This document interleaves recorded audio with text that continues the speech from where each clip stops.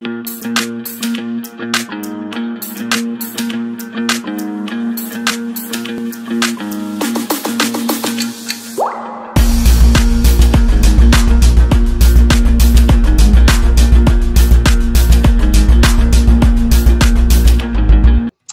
saya Sarinila.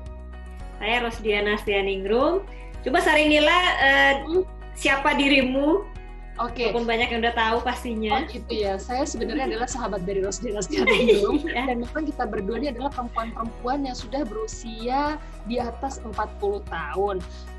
Saya bekerja sebagai seorang MC profesional dan juga ibu rumah tangga, ibu dari 2 anak yang masih kecil-kecil, walaupun usia udah 40 tahun, cuma masih punya anak kecil-kecil. Nah, di sini kita berdua mau sharing ya, Dia, gimana sih rasanya jadi perempuan yang sudah punya usia atau umur lebih dari 40 tahun? Dilema atau apa, atau gimana? Gimana ya, Dia? Bener. Saya sendiri, saya psikolog, saya punya anak 2 perempuan yang udah lumayan gede-gede. Jadi udah, nah ini kan salah satunya nih nanti salah satu topiknya kita nih ya. Kita tuh kepingin, karena kami berdua nih temenan udah lama banget, sering banget curhat, sering banget mulai dari kerja bareng, curhat bareng ya, makan bareng. Kita tuh kepingin sekali ya, kita kepingin tuh para perempuan yang umurnya udah seperti kita ini, udah after 40, bisa sharing, bisa diskusi mengenai kehidupan kita, apa yang kita alami.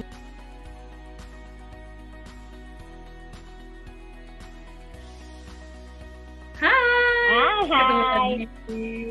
Ngapain nih? Seminggu ada bunga-bungaan. Iya nih, gue sedang ditemani oleh bunga gue. Oh, ngomong-ngomong soal tadi kan gue nanya ya, lagi ngapain minggu ini. Nah, gue sekarang minggu ini sedang suka berkebun. Beli segala macam jenis tanaman. Yang buat apa ya? Istilahnya tuh buat menghias rumah juga, terus jadi sarana relaksasi gue juga. Seru juga loh ternyata. Ini salah satunya si kuning ini yang tadinya nggak ada bunganya tiba-tiba muncul, bunganya kuning. Happy banget tuh ya pasti ya. Iya. Gitu kan kayak sementara kan kalau gue baru adopt anjing. Kan si Mr. Fluffy. Si Fluffy. Jadi berasa kayak punya anak bayi gitu kan di rumah, kayak punya anak kecil. Punya bayi baru ya. Iya. Tapi emang bener loh Dia. Maksudnya lo sebagai seorang psikolog pasti juga gue pengen dapat masukan juga dari lo, dan juga mungkin teman-teman yang sedang nonton YouTube kita tuh juga pengen dapat masukan dari lo juga. Penting nggak sih sebenarnya mempunyai hobi untuk menunjang gaya hidup sehat kita, terutama untuk perempuan 40 tahun ke atas? Jadi pas kita umur 40 ini kan kita tuh biasanya suka banyak digembar-gemborkan gitu ya di sosial media kalau ada perubahan di fisik kita.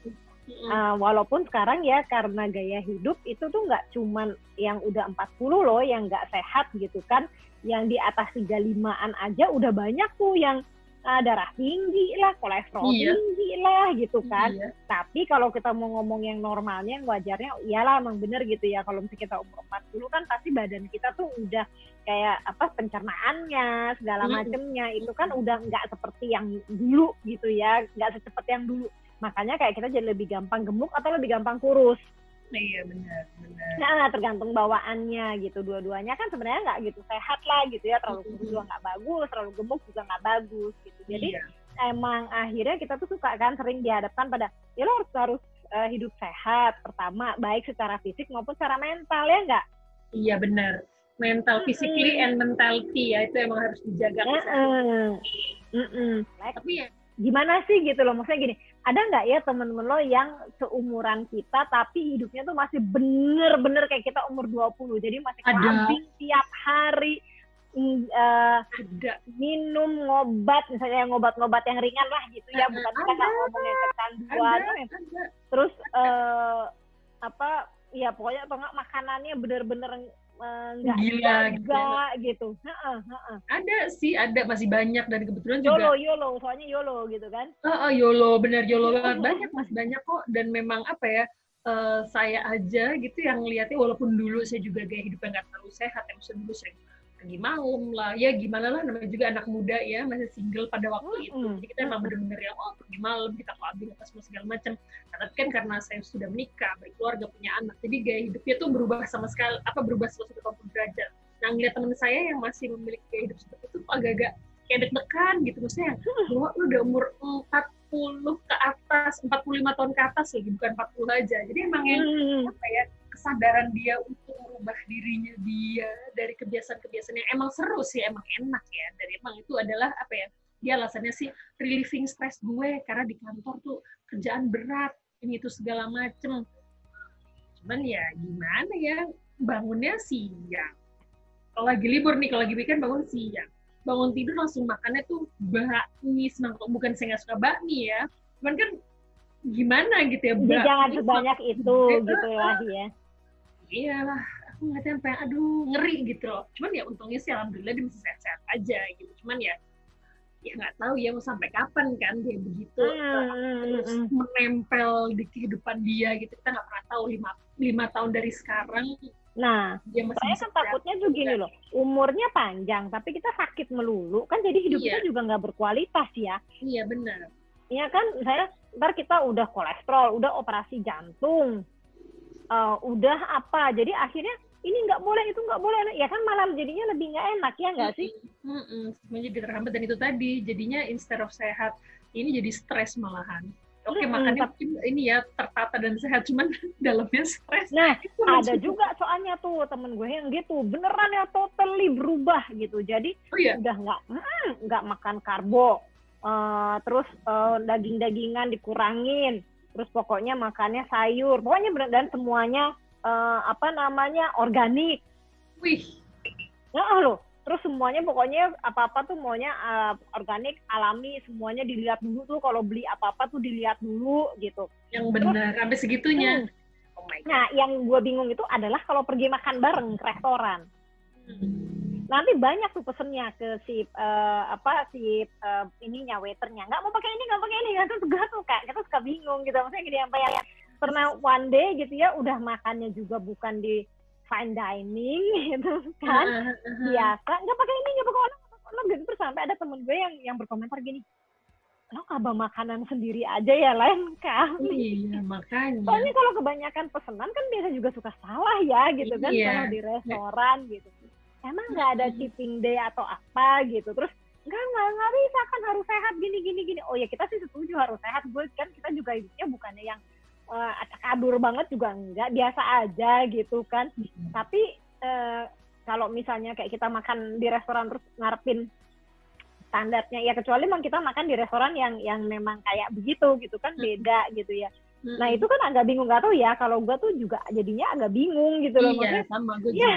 Kalau gue kadang-kadang gini, kalau ada teman gue kebanyakan mintain itu bilang, Mbak ribet banget sih, udah deh, sekarang segini, Mas, udah kita dulu dikeluarin, nanti pesannya dia belakangan, karena udah saking sebelnya ribet kan, bener kata lo, ternyata instead of jadi keluarnya bisa salah kan, ya, keluarnya bisa salah karena kebanyakan permintaan. Iya, yang paling bener bawa sendiri sih. Nah, itu saya juga ada temen gue tuh emang bener-bener berubah menjadi gaya hidup sehat, dia jadi seorang vegan gitu, tapi memang dia ngapa-ngapain akhirnya bawa makanan sendiri dari rumah, dia akhirnya jadi masak sendiri, dia akhirnya bisa mengolah dia bisa bikin butter sendiri, vegan butter, terus dia ini pokoknya bener-bener gue ngeliat hidupnya dia tuh jadi kayak yang kok seru banget ya, jadi kayak pengen coba nih nyobain rasanya jadi vegan tuh kayak apa. Dan dia bener-bener dia, suaminya, anaknya tuh menjalankan gaya hidup seorang vegan dan memang bener-bener devoted gitu, bener-bener berkomitmen. Seru sih ngeliatnya. Nah itu bener-bener status maksudnya emang dia menjalankannya dengan sepenuh hati, jadi semua makanan dia yang bikin, dia yang masak, pergi ke restoran juga dia bawa. Pergi ke restoran kali ya? Hah? Nggak pergi ke restoran kali? Masih pergi ke restoran, masih, cuman kadang-kadang gitu, Nek, kita kesini yuk. Jadi emang dia cari restoran yang ada menu kayak saladnya, apanya gitu. Jadi emang nggak ngerepotin sih hidupnya, seru sih. Dan sahabat saya tuh jadi yang lebih fit aja. Nah kalau misalnya memang udah menemukan jalannya sih nggak apa-apa juga gitu kan. Jadinya nggak, ibaratnya tuh kita masih ngeliatnya lebih balance lah gitu ya, nggak nyusahin orang gitu. Bergerak itu jangan lupa loh, karena kan gimana pun juga kita perlu bergerak juga kan. Walaupun itu tuh ya yang gue berat banget, gue tuh males banget olahraga. Halo, gue juga sebenarnya nggak males sih, lebih kepada gini. Gue tuh tipe gini loh, gue tipe orang yang giliran udah rajin banget, tapi giliran stop mau mulai lagi langsung mandek gitu. Gue tuh dari dulu memang nggak seneng.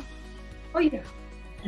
Dan nggak pernah dipaksa, makanya akhirnya gue tahu kalau olahraga itu harus dibiasain dari kecil. Makanya akhirnya gue ngebiasain anak gue buat olahraga. Oh gitu. Karena gue tuh dulu nggak pernah disuruh olahraga sama nyokap gue. Maksudnya kalau mau olahraga mau enggak, ya udah terlalu aja gitu. Jadi olahraganya beneran ya cuman yang di sekolah yang cuma cipek-cipek gitulah ya, yang sebisanya gue kabur gitu kan dari olahraga itu gitu. Terus nggak tahu kenapa, nggak tahu emang karena kurang olahraga atau apa, gue tuh kan nggak terlalu balance.